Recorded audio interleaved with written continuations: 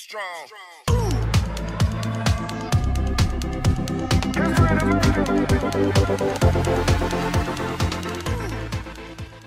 Saya kasih tahu perbedaannya sun blasting sama vapor blasting. Vapor blasting itu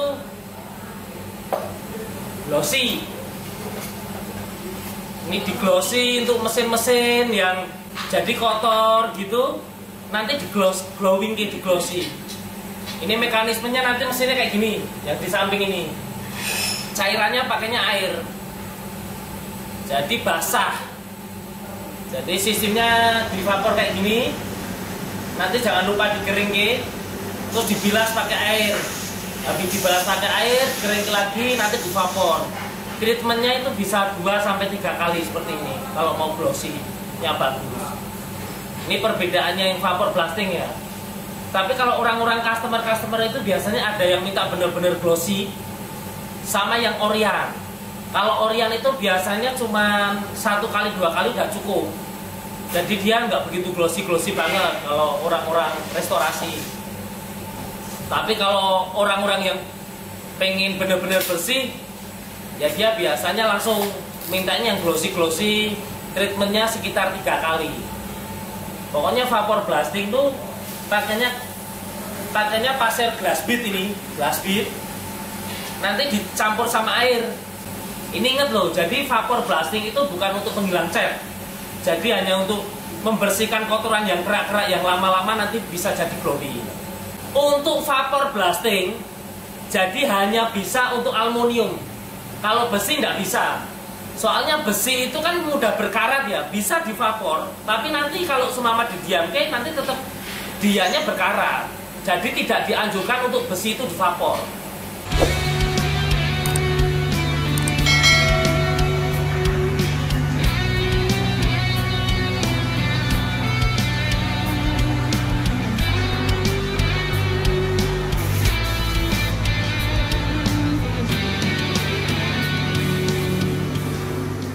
Nah, kalau sun blasting itu di kering, bukan air ya.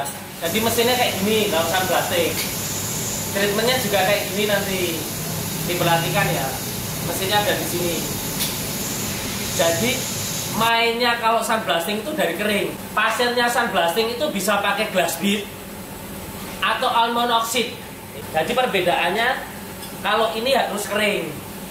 Dan ini terutama biasanya kalau seumpama sun blasting itu dipakai untuk besi. Jadi besi-besi yang berkarat itu di sun blasting, baru nanti treatmentnya masuk ke powder coating. Tapi biasanya tidak untuk menutup kemungkinan kalau sun blasting itu biasanya dipakai sama orang-orang cat. Nah, ini sun blasting ini keunggulan utamanya untuk menghilangkan cat. Kayak velg-velg gini yang bekas dicat.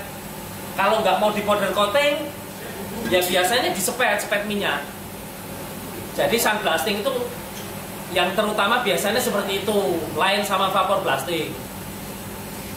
Jadi kalau ada cat-cat masuk gitu kan untuk tukang cat atau mau di powder coating, ini pakainya sun blasting. Sun blasting itu dia ngikis. Mekanismenya dia kalau di sun blasting itu pasti ngikis, dia berkurang. Nah itu makanya kalau untuk dicat minyak atau di powder coating, nanti kalau treatmentnya habis itu jalannya ke epoxy, dia kuat banget. Lain kalau sama remover. Kalau remover kan dia kan nggak nextur juga, nggak ngikis. Dia dicat juga kalau di epoxy nggak begitu kuat. Kalau sun blasting itu pasti kuat 100%. Soalnya dia pori-porinya buka kasar, nanti di epoxy atau masuk di powder coating benar-benar kuat. Bagi teman-teman yang pemain cat minyak sepet itu, sebenarnya lebih cepatnya pakainya juga sunblast. Perhitungannya kalau seumpama pakai remover cair gitu sama sunblast itu jauh lah. Satu itu mempercepat sama memperhemat lah.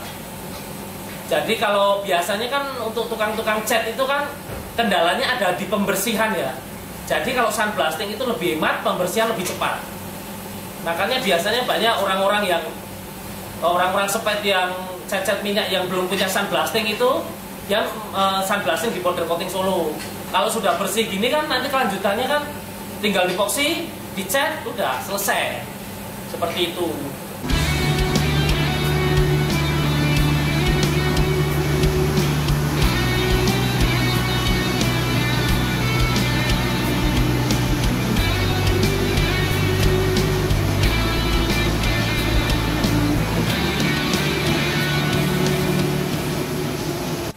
Bang, kalau mesin satu gelundung gimana bang?